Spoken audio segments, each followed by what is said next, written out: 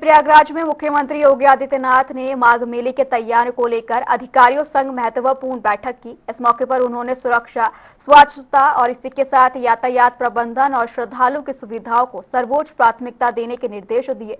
इसके बाद सीएम ने पत्रकार बंधुओं से वार्ता भी की।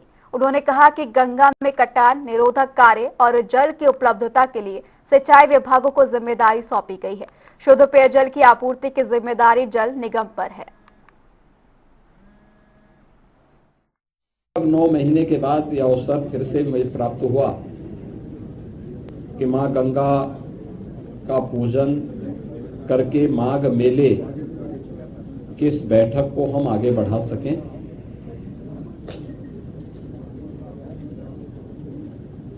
हमारी सरकार ने प्रयागराज मेला प्राधिकरण का गठन किया था और इसके अध्यक्ष के रूप में मंडलायुक्त प्रयागराज को इसके लिए नामित किया था और प्रयागराज मेला प्राधिकरण के नेतृत्व में महाकुंभ के साथ साथ अन्य सभी आयोजन यहाँ पे संपन्न होते हैं।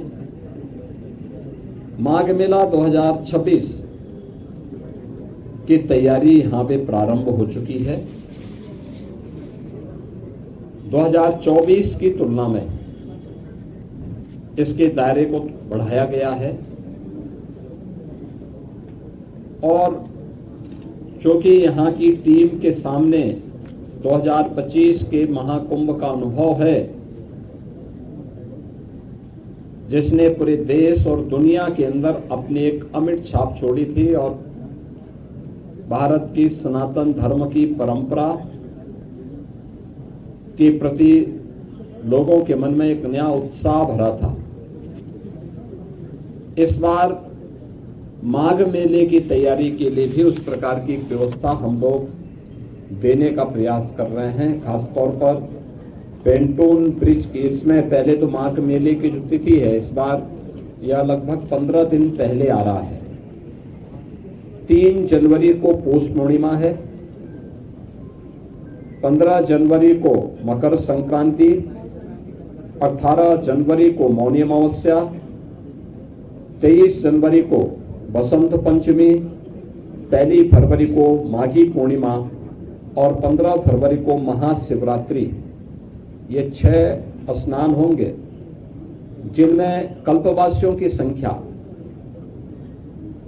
पौष पूर्णिमा 3 जनवरी से लेकर के 1 फरवरी तक उनकी बड़ी संख्या रहेगी और कमोवेश यहाँ देखने को मिलता है कि 20 लाख से लेकर के 25 लाख कल्पवासी इस पूरे मेले में 1 माह का यहाँ प्रवास करते हैं और इस एक महीने के अपने प्रवास के दौरान यहीं पे माँ गंगा के सानिध्य में उनकी साधना चलती है, कठिन तपस्या चलती है।